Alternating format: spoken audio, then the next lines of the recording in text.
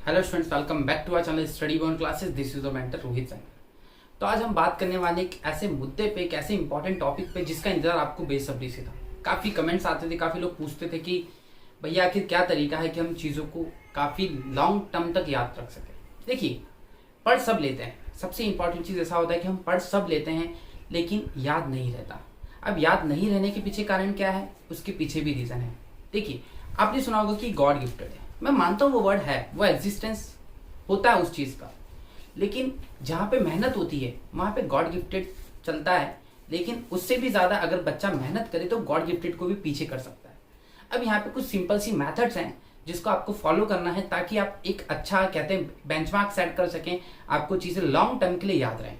उसी में से पहली जो चीज़ है, जो पहला जो तरीका मैं बता रहा हूँ आपको चीज़ों को लॉन्ग टर्म याद रखने का, वो है एजम्पशन। देखिए, हम क्या करते हैं, हम चीज़ों को पढ़ लेते हैं, याद कर लेते हैं, लेकिन हम भूल जाते हैं। अब एक्चुअल में क्या है, जब आप कभी भी कोई चीज़ पढ़ते हैं तो आप क्या करिए, आप उस चीज़ों को एज्यूम कर लीजिए। एज्यूम मतलब क्या होता है, मैं आपको समझाता हूँ। फॉर एग्जाम्पल, मान लीजिए मैं कोई डेट याद कर रहा हूँ, ठीक है। मैंने डेट याद करी, सपोज टू भी मुझे वर्ल्ड वाटर डे याद करना। मुझे पता है वर्ल्ड वाटर डे 22 मार्च को आता है, लेकिन मैं बहुत कंफ्यूज हूँ। बट मुझे पता है कि हमारी फैमिली में एक बच्चा है जिसका बर्थ 22 ऑफ मार्च को हुआ था, वर्ल्ड वाटर डे के दिन। तो मुझे वो चीज़ याद होगी कि अच्छा 22 ऑफ मार्च उसका है, तो मतलब वर्ल्ड वाटर डे है। मेरा एक फ्रेंड है जिसका डेट ऑफ बर्थ 8 अक्टूबर को था, बहुत उड़ता है हवा में, तो मैंने ध्यान याद कर लिया कि इंडियन एयरफोर्स डे होता है।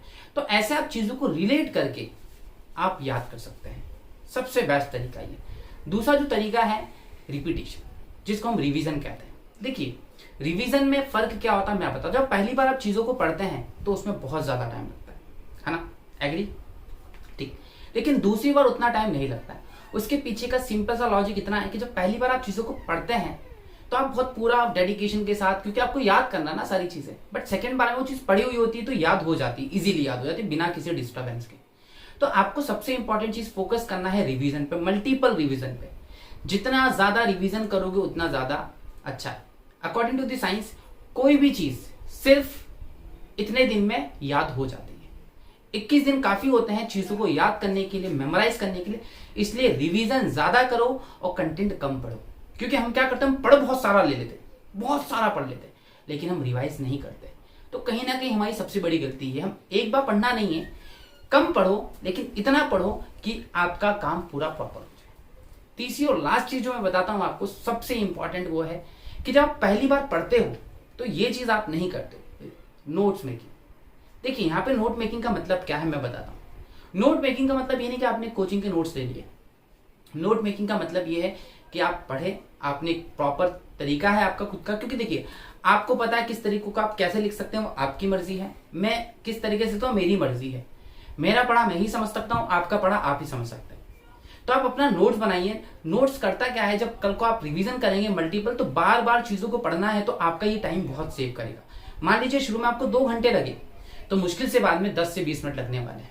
तो आप ये चीज फॉलो करिए। मैं कह सकता हूं कि ये तीनों मेथड्स, ये तीनों जो तरीके बताए मैंने आपको, ये काफी हेल्पफुल हैं आपकी स्टडीज को, आपके कंटेंट को होल्ड करने के लिए, लॉन्ग टर्म के लिए। लॉन्ग टर्म आपको क्या करना है, उसको मेमोराइज करना है, होल्ड करके रखना है कि कल को जरूरत पड़े तो लिख सके।